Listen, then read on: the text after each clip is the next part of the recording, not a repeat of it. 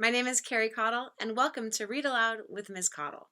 Today's book is called Memoirs of a Goldfish, written by Devin Scillian, illustrated by Tim Bowers, and published by Sleeping Bear Press.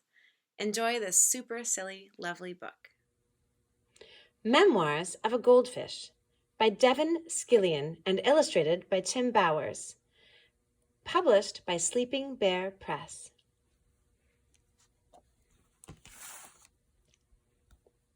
Mr. Bubbles.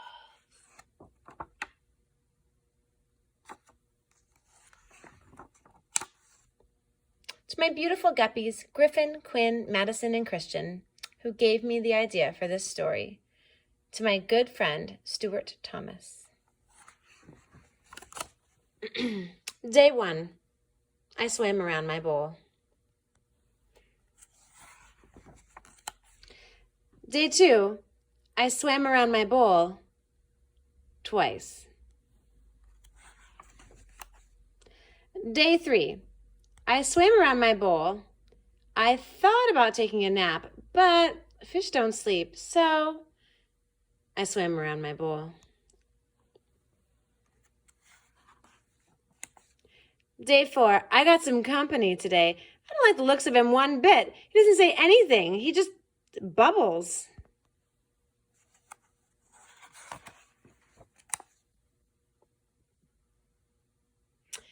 Day 5. Mr. Bubbles still hasn't said a word.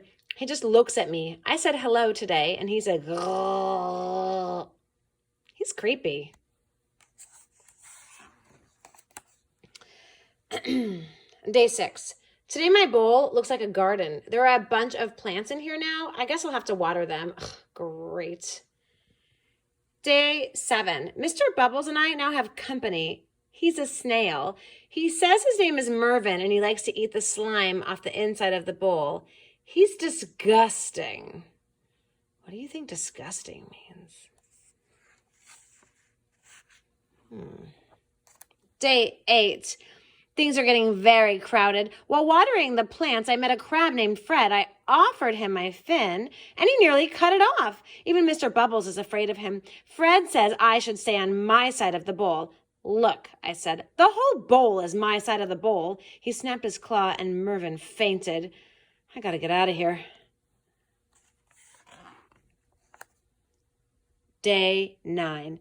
That does it. My bowl now contains a sunken pirate ship, 2 guppies named Rhoda and Clark, and an angelfish named Cha-Cha, who says she's from Hollywood. I can't turn around without bumping into something.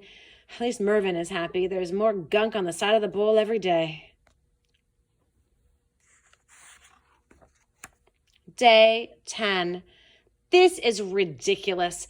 I was trying to find room for a swim today when Rhoda and Clark told me they're going to have babies soon. Like there's room for that.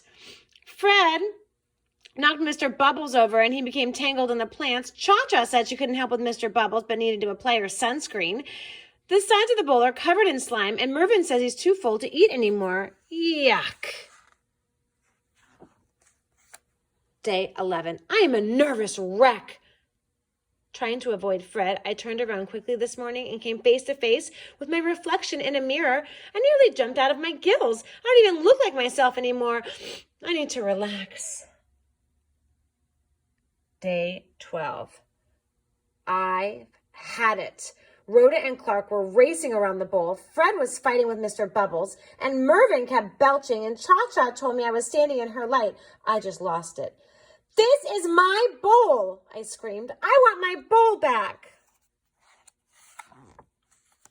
Day 13. Today I got my wish, sort of. With a whoosh and a splash and a clank and a plunge, I was suddenly in a very tiny bowl of clear, pure water. It was small, but it was all mine. It was heavenly. I swam around my new bowl twice. But I started to wonder, what had happened to everyone?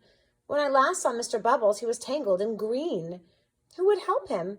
Poor Mervin was probably sick as a dogfish. He needs me. Cha-Cha will get a sunburn without me around. What about Rhoda and Clark? Did Rhoda have her baby guppies? There are probably 1,000 of them. They need me to make guppy bottles and change guppy diapers. Even Fred needs me. I'm the only one who can really talk to the crabby guy. Have they even noticed I'm gone? Does anyone miss me? I started to cry, and that's not easy for a fish to do. Day 14. After a long, sad night, there was a whoosh and a splash and a clink and a plunge, and I was suddenly sprayed in the face by Bubbles. Mr. Bubbles gurgled a happy tune.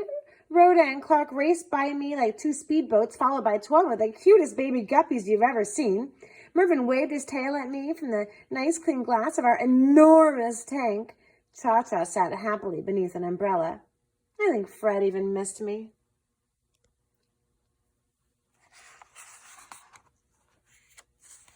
We were all back together, and I looked around and I realized I was part of a big family. I guess I must have smiled because Clark said, "You look happy." I wanted to see for myself. "Where's the mirror?" I asked. "What mirror?" asked Clark. "We don't have a mirror," said Fred. "No mirror? No wonder I didn't look like myself. It wasn't me I was seeing."